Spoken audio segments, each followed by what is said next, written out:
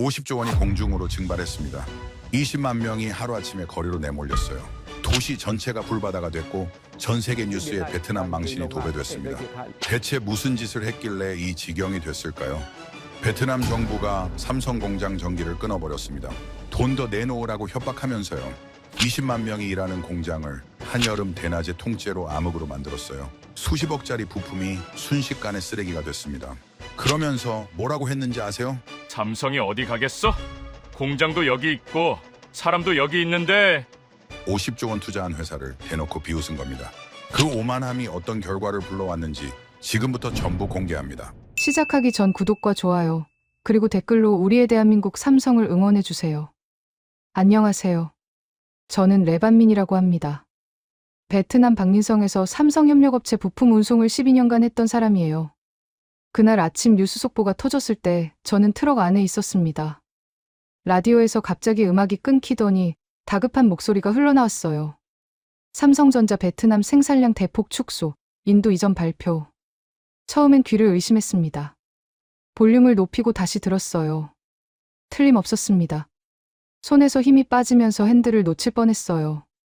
공장 방향으로 차를 몰았는데 도로 상황이 심상치 않더군요. 평소 같으면 한산한 새벽 시간인데 차들이 미친 듯이 달리고 있었습니다. 경적 소리가 끊이지 않았어요. 다들 저처럼 뉴스를 들은 게 분명했습니다. 공포에 질린 사람들이 공장으로 몰려가고 있었던 거예요. 정문 앞에 도착했을 때 눈앞에 광경의 말문이 막혔습니다. 사람이 파도처럼 밀려들고 있었어요. 수천 명이 이미 모여 있었고 사방에서 계속 사람들이 쏟아져 나오고 있었습니다. 정상 출근 시간도 아닌데 이 인파라니. 12년 동안 이 공장을 드나들었는데 이런 풍경은 처음이었어요. 트럭에서 내려 사람들 틈으로 들어갔습니다. 웅성거리는 소리가 귀를 때렸어요. 단어들이 파편처럼 튀어다녔습니다. 철수, 해고, 인도, 끝났다. 사람들 얼굴을 보는데 소름이 돋더군요.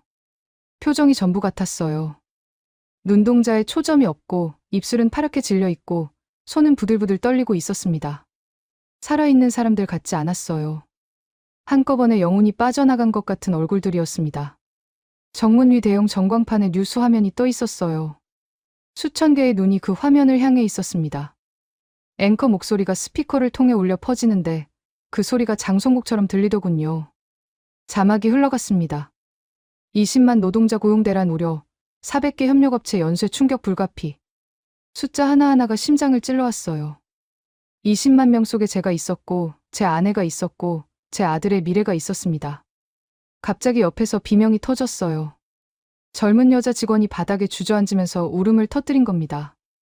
그 소리가 신호탄이었어요. 여기저기서 곡소리가 터져나오기 시작했습니다.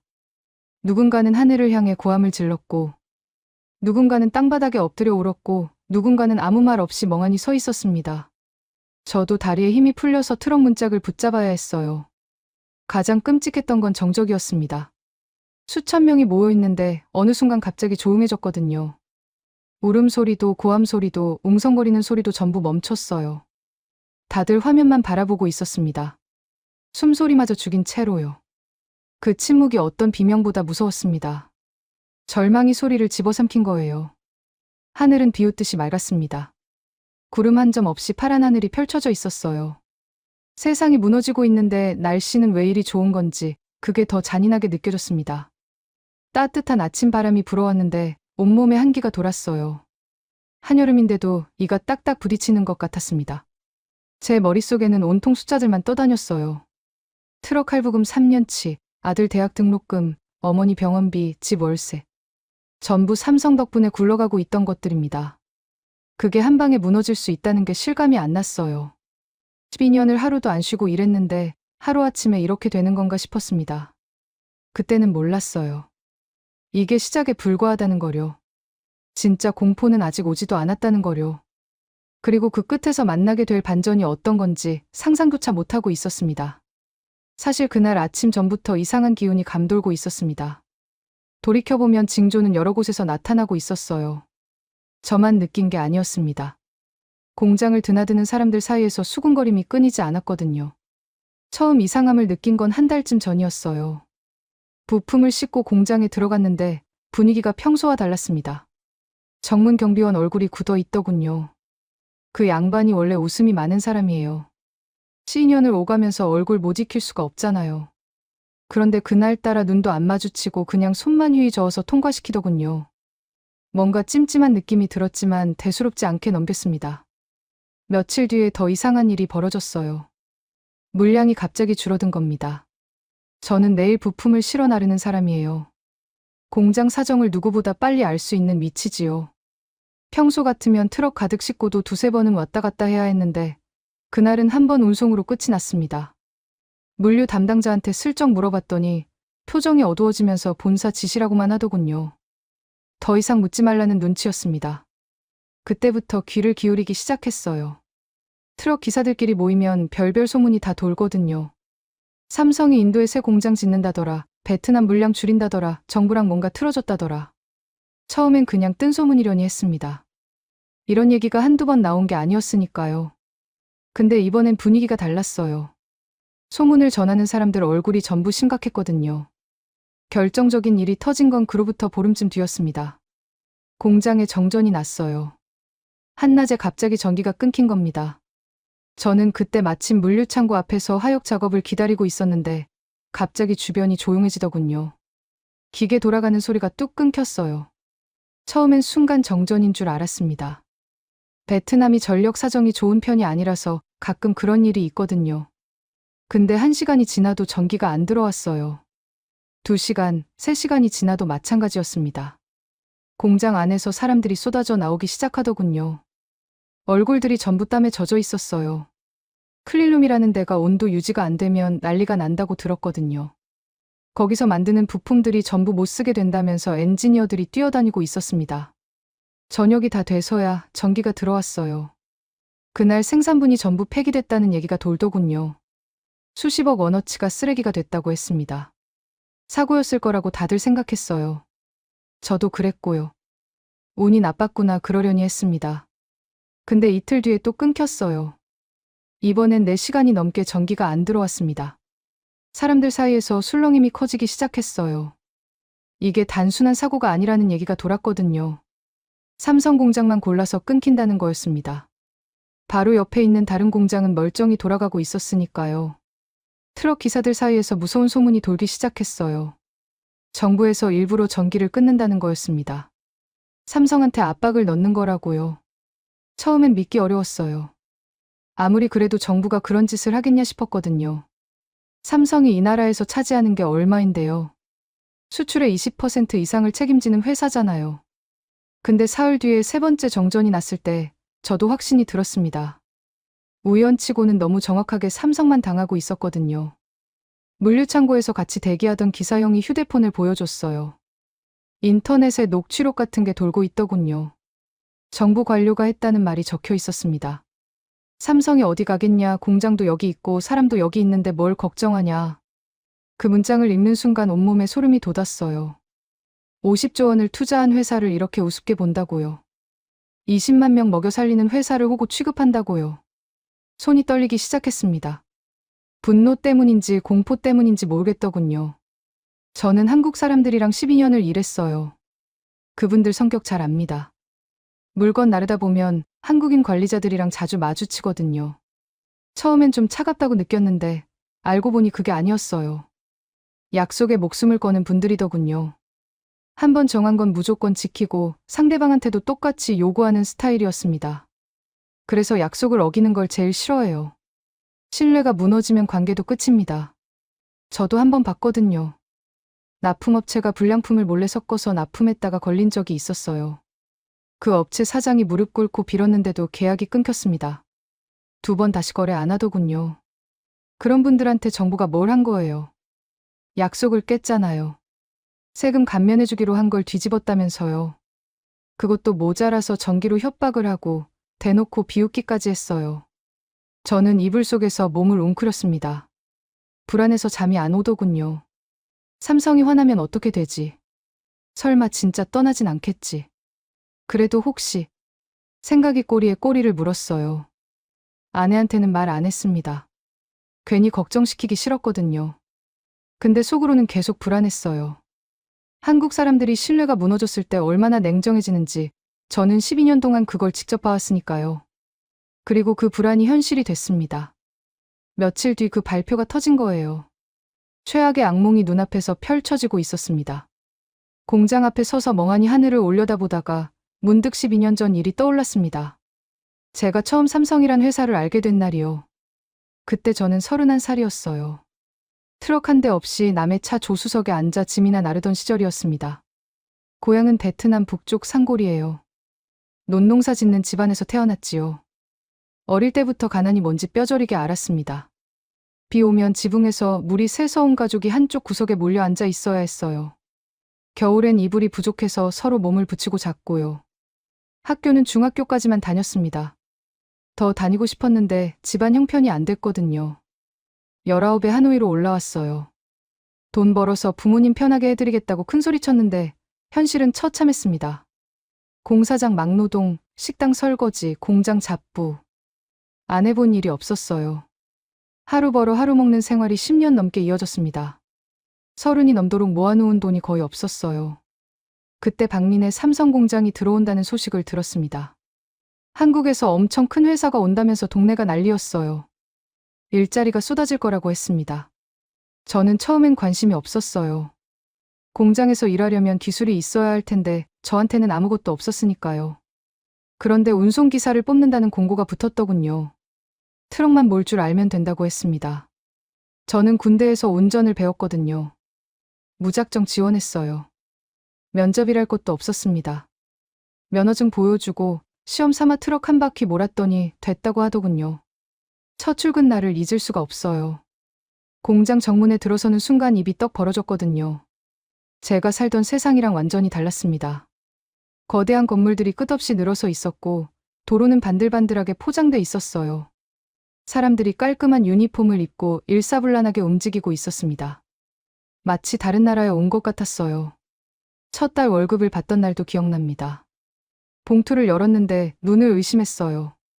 전에 다니던 곳에서 받던 것보다 3배가 넘었거든요. 손이 떨려서 돈을 셀 수가 없었습니다. 그날 밤 기숙사 침대에 누워서 천장을 바라봤어요. 이게 꿈인가 싶었습니다. 그 돈으로 처음 한 일이 부모님한테 송금하는 거였어요. 어머니한테 전화했더니 울음부터 터뜨리시더군요. 아들아, 이게 무슨 돈이냐? 어디서 이런 돈이 났냐? 저도 울었습니다. 30년 넘게 고생만 하신 부모님한테 처음으로 제대로 된 돈을 보내드린 거였거든요. 3년 뒤에 제 트럭을 샀어요. 중고였지만 제 이름으로 된 첫 번째 차였습니다. 운전석에 앉았을 때 가슴이 벅차오르더군요. 핸들을 잡은 손이 떨렸어요. 이게 진짜 내 차라니. 34살에 처음으로 내 것이라고 부를 수 있는 게 생긴 거였습니다. 5년 차에 결혼을 했어요. 같은 공장 식당에서 일하던 여자였습니다. 청첩장 돌릴 형편이 안 돼서 조촐하게 식을 올렸는데 회사에서 축의금을 보내왔더군요. 한국인 관리자분이 직접 봉투를 건네주면서 축하한다고 했어요. 따뜻한 분들이구나, 그때 처음 느꼈습니다. 7년 차에 아들이 태어났어요. 병원비 걱정을 했는데 회사 의료보험으로 거의 다 해결됐습니다. 아들을 안고 병원을 나서는데 눈물이 나더군요. 내 자식은 나처럼 안 살아도 되겠구나. 그 생각에 목이 메었어요. 10년 차에 작은 집을 샀습니다.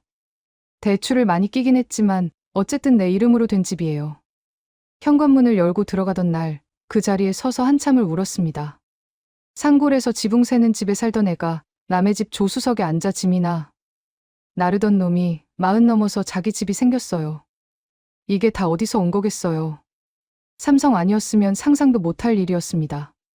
12년 동안 삼성이 제게 준 건 월급만이 아니었어요. 존엄이었습니다. 가난해도 노력하면 뭔가 될 수 있다는 희망. 열심히 살면 보상받을 수 있다는 믿음. 내 자식은 나보다 나은 삶을 살 수 있다는 확신. 그게 삼성이 준 선물이었어요. 근데 그 모든 게 하루아침에 무너질 수 있다니요. 공장 앞에 서서 멍하니 생각했습니다. 집 대출은 어떡하지? 아들 학원비는, 시골 어머니 병원비는. 가슴이 조여오더군요. 숨이 안 쉬어지는 것 같았습니다. 공장 앞에 모인 사람들 사이에서 소문이 빠르게 퍼지기 시작했습니다. 처음엔 파편적인 정보들이 떠돌았어요. 정부가 세금을 더 거두려 했다더라. 약속을 어겼다더라. 삼성을 압박했다더라.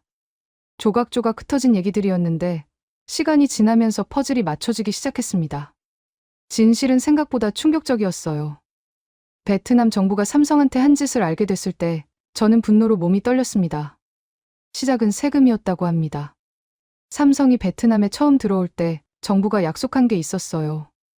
일정 기간 동안 세금을 깎아주겠다고 했거든요. 그래야 투자할 맛이 나니까요. 삼성은 그 약속을 믿고 50조 원을 쏟아부었습니다. 공장 짓고 사람 뽑고 기술 들여오고 협력업체 키웠어요. 덕분에 베트남 경제가 얼마나 컸는지 몰라요. 그런데 정권이 바뀌면서 분위기가 달라졌다더군요.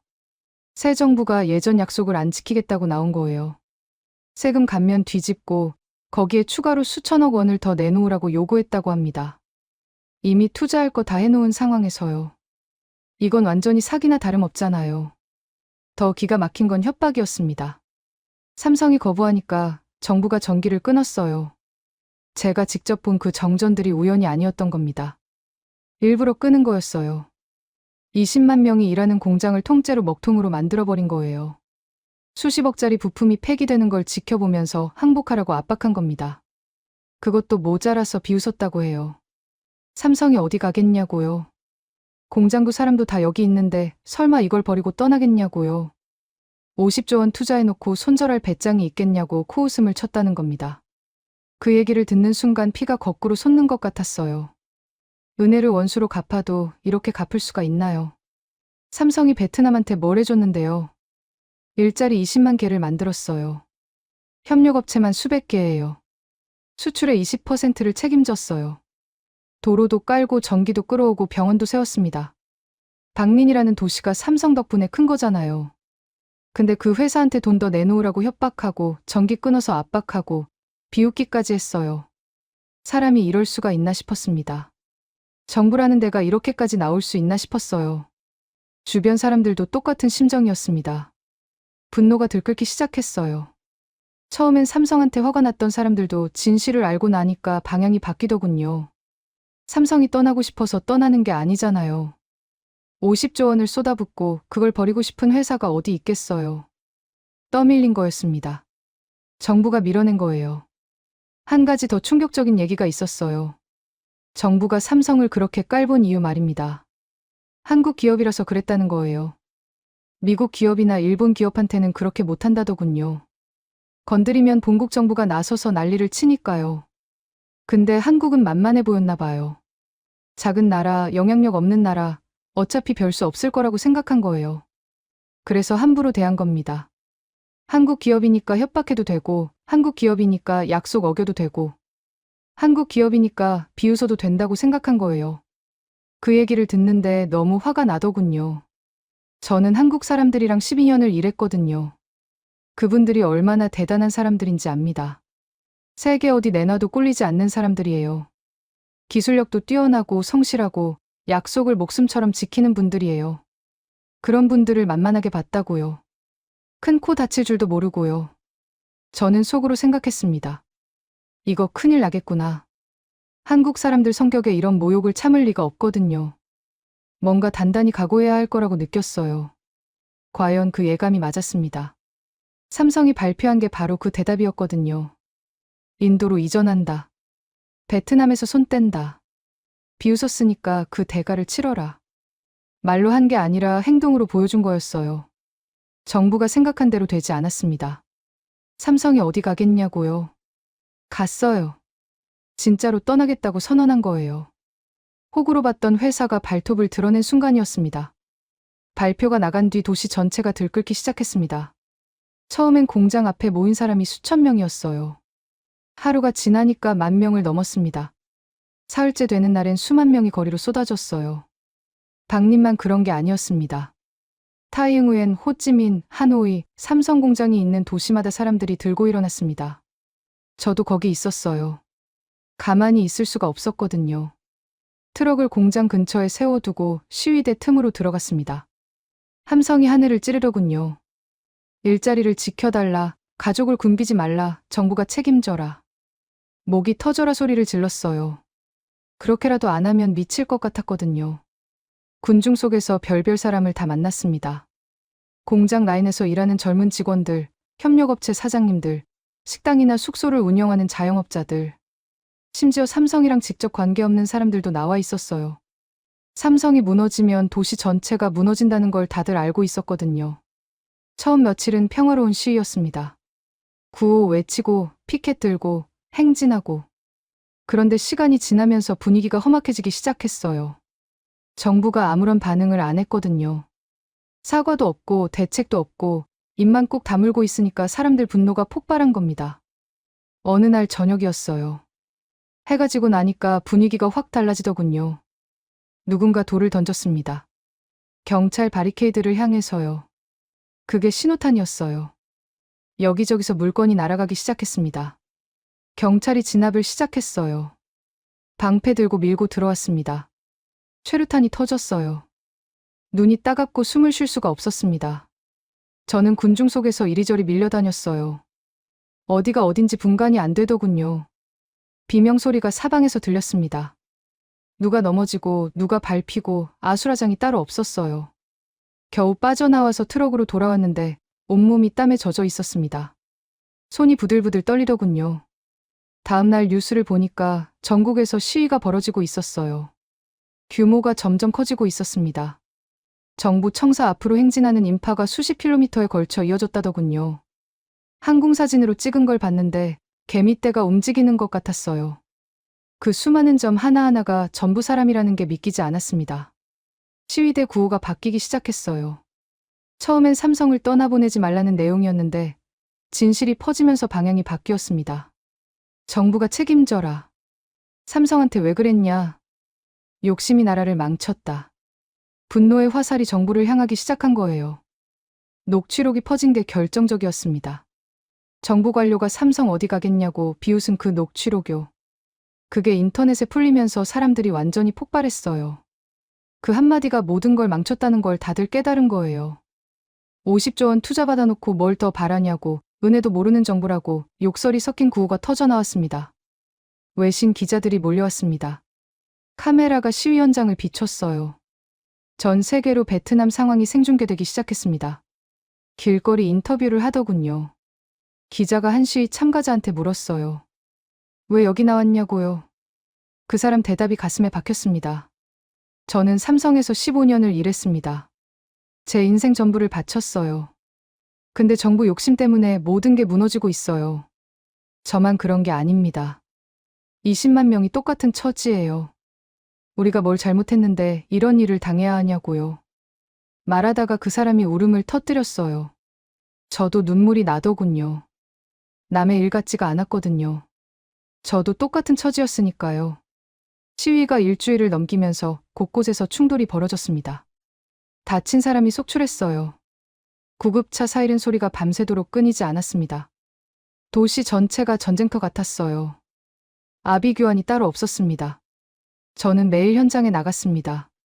트럭은 세워두고요. 운송할 물건도 없었거든요. 공장이 사실상 멈춰버렸으니까요. 거리에서 사람들과 함께 서 있었어요. 소리 지르고 행진하고 밤이 되면 집에 돌아왔습니다. 아내는 걱정이 가득한 눈으로 저를 바라봤어요. 아무 말도 안 했지만 그 눈빛이 말하고 있었습니다. 조심하라고요. 다치지 말라고요. 시위가 점점 격해지면서 저도 불안해지기 시작했습니다. 이렇게 싸워봤자 뭐가 달라지나 싶었어요. 삼성이 돌아오는 것도 아니고 정부가 잘못을 인정하는 것도 아니잖아요. 그냥 서로 다치기만 하는 거였습니다. 근데 그 분노를 어디다 풀어야 하는지 모르겠더군요. 베트남 상황이 전 세계로 퍼져나갔습니다. 외신들이 앞다투어 보도하기 시작했거든요. 저도 인터넷으로 기사들을 찾아봤어요. 번역기 돌려가면서 읽었는데 읽으면서 복잡한 감정이 들더군요. 미국의 유명 경제 신문이 사설을 실었습니다. 제목이 뭐였냐면요. 베트남 정부의 전례 없는 정책 실패. 기사 내용은 간단했어요. 약속을 지키지 않은 정부는 신뢰를 잃고 신뢰를 잃은 국가에는 투자가 오지 않는다. 당연한 얘기지만 정확한 지적이었습니다. 일본 언론도 비슷한 분석을 내놨습니다. 외국 기업을 볼모로 삼으려던 시도가 역풍을 맞았다. 베트남은 스스로 발등을 찍었다. 그렇게 썼더군요. 독일 신문은 더 신랄했어요. 동남아 투자 리스크가 재평가되고 있다. 베트남은 더 이상 안전한 투자처가 아니다. 이런 내용이었습니다. 가장 기억에 남는 건 영국 언론 기사였어요. 한국 기업을 건드리면 어떻게 되는지 베트남이 온몸으로 보여줬다. 그 한 문장이 머릿속에서 떠나지 않았습니다. 세계가 베트남을 비웃고 있었어요. 손가락질하고 있었습니다. 한편으로는 통쾌했습니다. 정부가 잘못한 거잖아요. 세계가 그걸 알아준 거잖아요. 우리만 억울한 게 아니라는 걸 확인한 느낌이었어요. 근데 다른 한편으로는 슬펐습니다. 어쨌든 제 나라거든요. 국제 무대에서 망신을 당하고 있잖아요. 외국 사람들이 베트남을 깔보게 된 거잖아요. 그게 자랑스러운 일은 아니었습니다. 미국의 어느 유명 대학 교수가 방송에 나와서 한 말이 있어요. 삼성의 결정은 정치적 보복이 아니라 리스크 관리입니다. 기업은 예측 가능한 환경을 원하는데 베트남 정부가 그 환경을 스스로 파괴했어요. 진행자가 물었습니다. 다른 기업들도 같은 선택을 할 거냐고요. 교수가 고개를 끄덕이면서 대답했어요. 이미 시작됐을 거라고요. 실제로 그랬습니다. 연쇄 반응이 일어나기 시작했거든요. 삼성 발표가 나간 뒤 보름 만에 일본 전자업체가 베트남 투자를 보류한다고 발표했어요. 독일 자동차 부품 회사도 같은 결정을 내렸습니다. 대만 반도체 기업도 공장 증설을 재검토한다고 했고요. 투자 설명회들이 줄줄이 취소됐습니다. 베트남으로 들어오려던 돈이 방향을 틀기 시작한 거예요. 유명 투자은행이 베트남 투자 등급을 낮췄습니다. 정책 신뢰도가 급락했다면서 제조업 투자를 재검토해야 한다고 썼어요.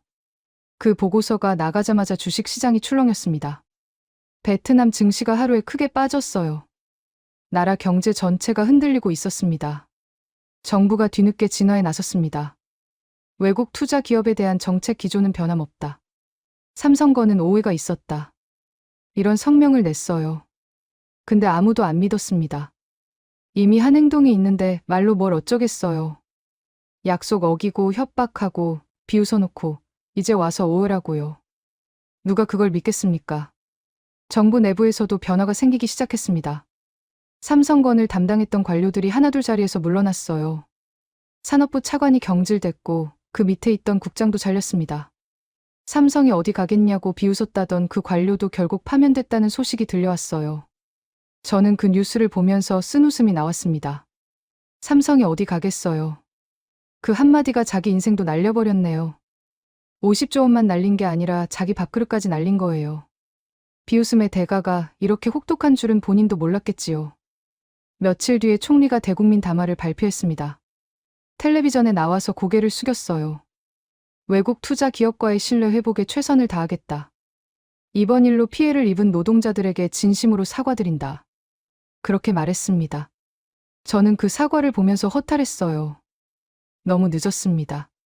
사과한다고 삼성이 돌아와요. 사과한다고 50조 원이 돌아와요. 사과한다고 앞으로 들어올 투자가 돌아와요. 다 망쳐놓고 이제 와서 사과하면 뭐합니까? 이미 엎질러진 물이잖아요. 세계 언론의 평가 중에서 가장 뼈아팠던 건 이거였습니다. 어느 기자가 쓴 칼럼이에요. 베트남 정부는 삼성을 인질로 삼을 수 있다고 착각했다. 공장도 있고 사람도 있으니 어디 가겠냐고 생각한 거다. 그 착각이 얼마나 어리석은지 한국 기업이 똑똑히 보여줬다.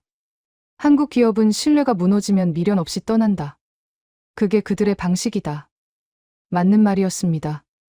저도 12년간 그걸 봐왔으니까요. 삼성이 최종 결정을 발표한다는 날이었습니다. 아침부터 가슴이 두근거려서 잠을 이룰 수가 없었어요. 완전 철수인지 아니면 다른 방법이 있는지. 그날 20만 명의 운명이 결정되는 거였습니다. 저는 새벽같이 공장 앞으로 갔어요. 이미 사람들이 모여 있더군요. 다들 잠을 못 잔 얼굴이었습니다. 눈이 충혈되고 볼이 푹 꺼져 있었어요. 서로 말은 안 했지만 같은 마음이라는 걸 알 수 있었습니다. 불안과 공포, 그리고 한 줄기 희망. 그게 뒤섞인 표정들이었습니다. 정문 위 대형 전광판에 뉴스 채널이 나오고 있었어요. 발표 시간이 다가올수록 사람들이 점점 더 몰려들었습니다. 수만 명이 그 화면을 바라보고 있었어요. 숨소리마저 죽이고요. 바람 소리밖에 안 들릴 정도로 고요했습니다. 발표 시각이 됐습니다. 화면이 바뀌면서 삼성 로고가 떴어요. 심장이 목구멍까지 올라오는 것 같았습니다. 손에 땀이 흥건해지더군요. 옆에 서 있던 사람 숨소리가 가빠지는 게 들렸어요. 삼성 고위 임원이 연단에 섰습니다. 표정을 읽을 수가 없었어요. 굳어 있는 것 같기도 하고 뭔가 다른 느낌이 있는 것 같기도 했습니다. 그 사람이 입을 열었어요. 먼저 신규 투자 물량의 인도 이전은 예정대로 진행됩니다. 가슴이 철렁 내려앉았습니다. 역시 떠나는구나. 끝났구나. 눈앞이 캄캄해지는 것 같았어요. 주변에서 탄식이 터져 나왔습니다. 누군가 울음을 터뜨리는 소리가 들렸어요. 그런데 임원이 말을 멈추더군요. 잠깐 뜸을 들였습니다. 그 몇 초가 영원처럼 느껴졌어요. 뭔가 더 있다는 건가요? 모든 시선이 화면에 고정됐습니다. 그러나 기존 베트남 공장은 그대로 유지합니다. 현재 근무 중인 직원들의 고용은 전원 보장됩니다. 처음엔 제대로 들은 건지 확신이 안 섰어요. 귀를 의심했습니다. 고용 보장이라고요? 전원이요. 멍하니 서 있는데 옆에서 누군가 소리를 질렀습니다. 우리 안 잘린대요. 그 외침이 신호탄이었어요. 순간 함성이 터져 나왔습니다. 수만 명이 동시에 소리를 지르기 시작했어요. 환호성, 울음소리, 박수소리가 뒤섞여서 귀가 먹먹해질 정도였습니다. 누군가 저를 껴안았어요. 모르는 사람이었는데 펑펑 울고 있더군요. 저도 눈물이 쏟아졌습니다. 참으려고 했는데 안 되더라고요. 다리에 힘이 풀려서 그 자리에 주저앉았습니다. 바닥에 앉아서 하늘을 올려다봤어요. 파란 하늘이 뿌옇게 보이더군요. 눈물 때문이었어요. 끝났구나 싶었습니다. 악몽이 끝났구나. 우리 가족이 살았구나. 한참을 그렇게 앉아 있었습니다. 주변이 소란스러웠는데 소리가 안 들리더군요. 그냥 멍하니 앉아서 생각했어요. 왜 이런 결정을 한 걸까요? 삼성 입장에서는 완전히 철수하는 게 더 속 시원했을 텐데요. 정부한테 당한 게 있으니까 복수할 수 있었잖아요. 나중에 들은 얘기입니다. 삼성 내부에서 논의가 많았다고 해요. 완전 철수를 주장하는 쪽도 있었답니다. 이렇게 모욕당하고 협박당했는데 가만히 있을 수 없다. 확실하게 응징해야 한다. 그런 의견이었대요. 그런데 반대 의견도 있었다고 합니다. 우리가 떠나면 가장 큰 피해를 보는 게 누구냐? 정부 관료들이 아니라 공장에서 일하는 노동자들이다. 그 사람들한테는 아무 죄도 없다. 그런 얘기가 나왔다더군요. 결국 삼성은 후자를 선택한 겁니다. 신규 투자를 끊어서 정부한테는 분명한 메시지를 주고 기존 공장을 유지해서 노동자들은 지키는 방법을 택한 거예요. 우리가 복수하고 싶은 건 정부지 노동자들이 아니다. 죄 없는 사람들까지 벌할 필요가 없다. 그게 삼성이 내린 결론이었습니다. 그 얘기를 듣는 순간 가슴이 뭉클해지더군요. 이게 한국 기업이구나. 이게 한국 사람들이구나. 힘이 있었어요. 베트남 경제를 흔들어 놓을 힘이 있었습니다. 근데 그 힘을 휘두르지 않았어요. 왜냐하면 그러면 죄 없는 사람들이 다치니까요. 그날 저녁 집에 돌아왔을 때 아내가 현관에서 기다리고 있었습니다. 텔레비전으로 발표를 봤나 봐요. 눈이 벌겋게 부어 있더군요. 서로 말없이 껴안았습니다. 한참을 그렇게 있었어요. 아들이 방에서 나와서 물었습니다. 아빠 왜 울어요? 아무것도 아니야. 기뻐서 그래. 기쁜데 왜 울어요? 그 질문에 대답을 못하겠더군요. 어른들 세계는 그런 거라고 말해줘야 하나. 그냥 웃었습니다. 발표가 나간 뒤 도시 분위기가 완전히 달라졌습니다. 불안에 떨던 사람들이 다시 웃기 시작했어요. 거리에서 시위하던 사람들이 하나둘 흩어졌습니다. 함성이 잦아들고 도로가 다시 뚫렸어요. 며칠 전까지만 해도 전쟁터 같던 도시가 조금씩 평온을 찾아갔습니다. 공장도 다시 돌아가기 시작했어요. 기계 소리가 울려 퍼지고 트럭들이 오가고 사람들이 바쁘게 움직였습니다. 저도 다시 운송 일을 시작했어요. 핸들을 잡는 손에 힘이 들어가더군요. 이 일을 계속할 수 있구나. 가족을 먹여 살릴 수 있구나. 그 생각에 가슴이 벅찼습니다.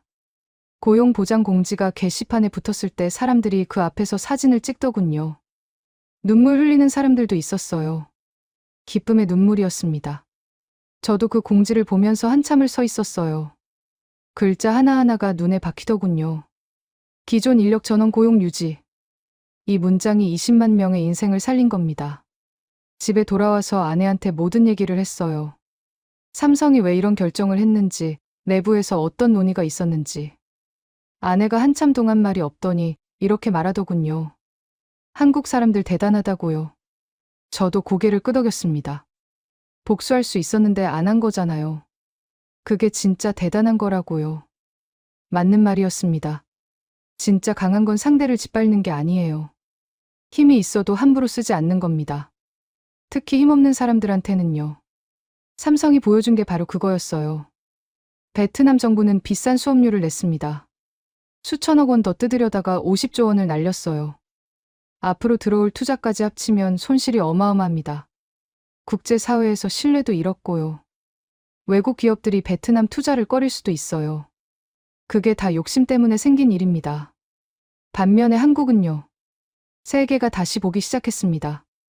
한국 기업을 함부로 대하면 안 되는구나. 저 사람들은 신뢰를 목숨처럼 여기는구나. 그리고 힘이 있어도 약자한테 휘두르지 않는구나. 그런 평가가 나왔어요. 품격 있는 나라라는 얘기가 여기저기서 들려왔습니다. 저는 한국이라는 나라에 대해 다시 생각하게 됐습니다. 12년 동안 한국 사람들과 일하면서 느낀 게 있어요. 그분들은 약속을 정말 중요하게 여깁니다.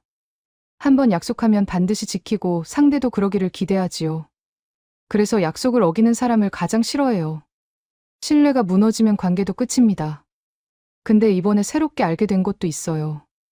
한국 사람들은 힘이 있어도 함부로 쓰지 않는다는 거였습니다. 적어도 삼성은 그랬어요.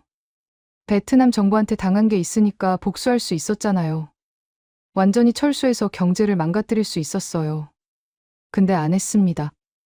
왜냐하면 힘없는 노동자들이 피해를 보니까요. 그게 품격이에요. 힘이 있는 건 대단한 게 아닙니다.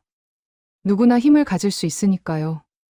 돈 많으면 힘이 생기고 권력 있으면 힘이 생기지요. 근데 그 힘을 어떻게 쓰느냐가 중요한 거예요. 약자를 보호하는 데 쓰면 품격이 되고 약자를 짓밟는 데 쓰면 폭력이 되는 겁니다. 삼성은 품격을 선택했어요. 지금 저는 여전히 삼성 부품을 실어 나르고 있습니다. 발표 전이랑 똑같이요. 새벽에 일어나서 트럭 몰고 공장 가고 부품 싣고 창고로 옮기고 저녁에 집에 돌아옵니다. 예전만큼 물량이 많지는 않아요. 신규 투자가 인도로 갔으니까요. 그래도 감사합니다. 일이 있다는 것만으로도 감사해요. 가족을 먹여 살릴 수 있다는 것만으로도 다행입니다. 아들한테 이 얘기를 해줬어요. 한국 사람들이 어떤 결정을 했는지, 왜 그랬는지. 아들이 고개를 갸웃거리면서 물었습니다. 그럼 삼성이 착한 거예요? 저는 잠깐 생각하다가 대답했어요. 착한 게 아니라 품격 있는 거라고요. 힘이 있는데도 나쁘게 안 쓰는 거라고요. 아들이 이해했는지 모르겠지만 고개를 끄덕이더군요. 창밖을 보면 당린 시내가 내려다 보입니다. 이 도시는 삼성 덕분에 컸어요. 그리고 삼성 덕분에 살아남았습니다. 정부가 망쳐놓은 걸 삼성이 수습해준 거예요. 저는 그 은혜를 평생 잊지 못할 것 같습니다. 한국이라는 나라가 대단합니다. 멀리서 와서 공장 세우고 일자리 만들고 사람들한테 기회를 줬어요. 저 같은 상골 출신한테 인생을 바꿀 기회를 줬습니다. 그리고 위기가 왔을 때도 끝까지 책임지는 모습을 보여줬어요. 그게 진짜 강한 나라의 모습이라고 저는 생각합니다. 힘으로 이긴 게 아니에요. 품격으로 이긴 겁니다. 오늘 사연은 여기까지입니다. 복수 대신 품격을 지킨 삼성, 베트남 노동자들의 스토리 어떠셨나요? 사연의 주인공에게 응원의 댓글을 남겨주세요. 지금까지 감동정거장에서 사연 전해드렸습니다. 사연이 마음에 드셨다면 좋아요와 구독 부탁드립니다. 시청해주셔서 감사합니다.